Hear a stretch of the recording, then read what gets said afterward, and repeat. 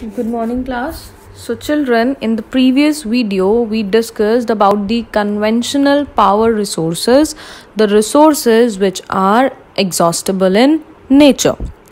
So children, as we saw in the previous segment that the increasing use of fossil fuels is leading to its shortage.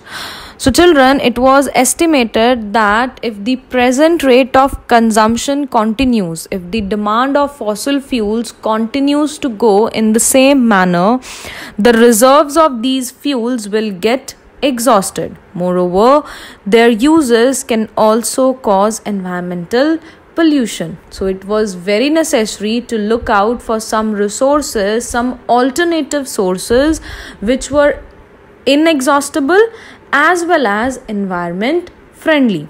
So one of such resources which were discovered as an alternate to the conventional power resources are the non-conventional power resources. So children, these are the resources which are not commonly used and they are inexhaustible in nature, and since they have been discovered as an alternate to the conventional ones, so they are also known as alternative sources of energy.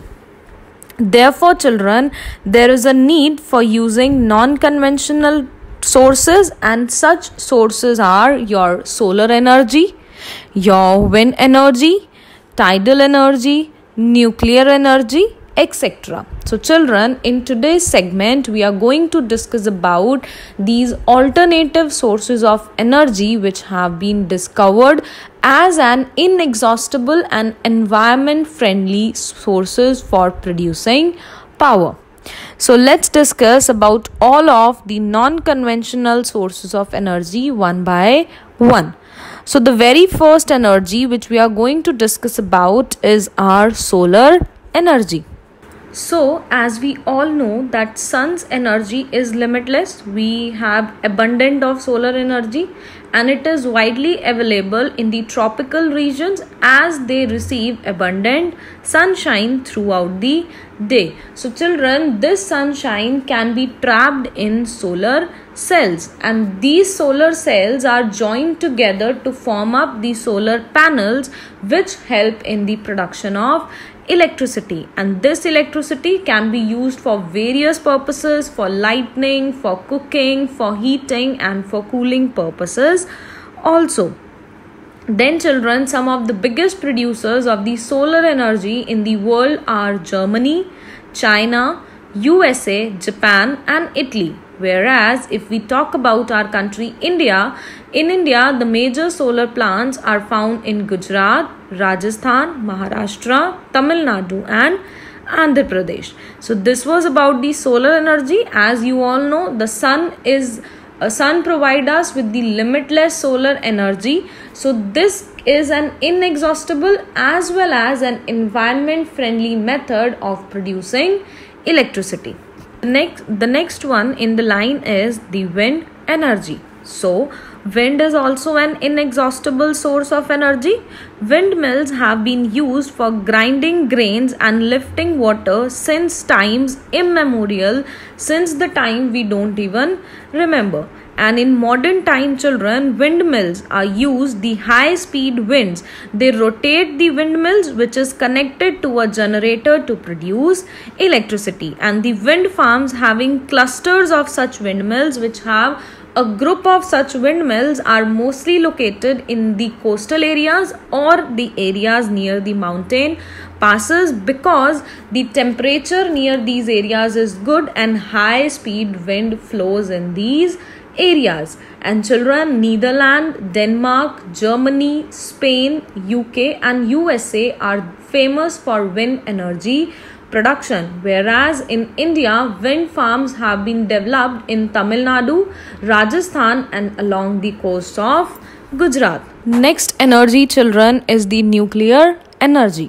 So children, the energy that is stored in the nuclei of atoms. You all would have studied about atoms and its nuclei in science. So children, the energy which is stored in the nuclei of atoms of naturally occurring radioactive elements like uranium and thorium is known as nuclear energy. And this energy which is produced from these atoms nuclei is used to generate electricity. And this process of generating electricity from the nuclei is done under very controlled conditions in power station, children, because it can lead to various health hazards and it is also a very expensive method.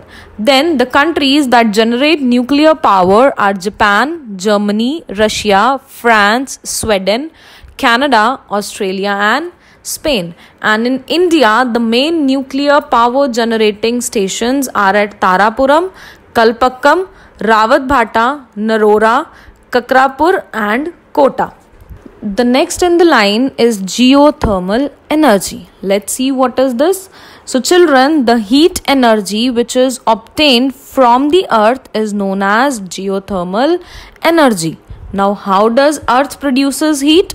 So children, in your previous 7th standard, when we studied about the structure of the earth, we studied that as we go in the interior of the earth, the temperature goes on increasing, and the innermost layer, that is core, it has a very high degree of temperature. So children, in the earth's surface, for getting the geothermal energy, 2 holes are drilled deep inside the earth. When water is pumped out from one of the hole, the steam comes out from the another hole, and this steam is used for producing electricity. And this geothermal energy, children, is not found in so many areas. It is just restricted to limited areas where there is volcanic activities. And talking about the largest geothermal plants, they can be found in USA, New Zealand, Iceland, Philippines and Central America. And in India, geothermal plants are located in Manikaran in Himachal Pradesh and Pugga Valley in Ladakh. The next one, children, is the tidal energy. So tidal energy is very important in coastal areas where it is generated from the rising tides. Now, what are tides? Anybody knows?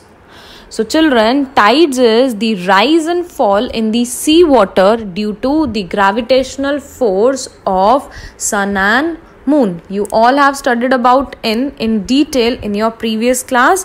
So children, the energy which is produced by this high rise and fall of sea water is used to produce electricity, and this energy produced from the rise and fall of water which is produced from tides is known as tidal energy. It is used to turn the turbines and generate electricity during the high tides. Electricity from this source, children, is generated in France and to some extent in UK and Russia. And if talking about India, tidal energy is harnessed in the Gulf of Kutch. Coming to the last non-conventional source of energy, that is biogas.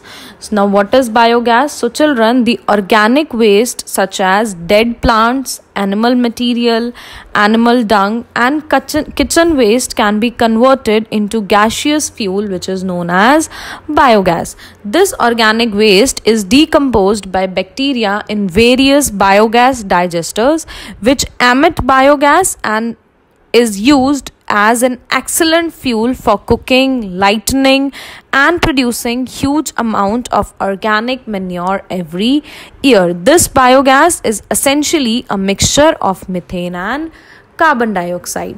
So children, these were about the various alternative sources which we have discovered to protect and to conserve our conventional sources of energy. If we start using these non-conventional sources which are inexhaustible in nature, we would be able to preserve our conventional sources for our future generation. As children, energy is everywhere, but we can see that harnessing this energy is both difficult as well as costly, and each one of us can make a difference by not wasting energy, because each percentage of energy saved is energy generated. So now it's the high time that we all should act and make a brighter energy future.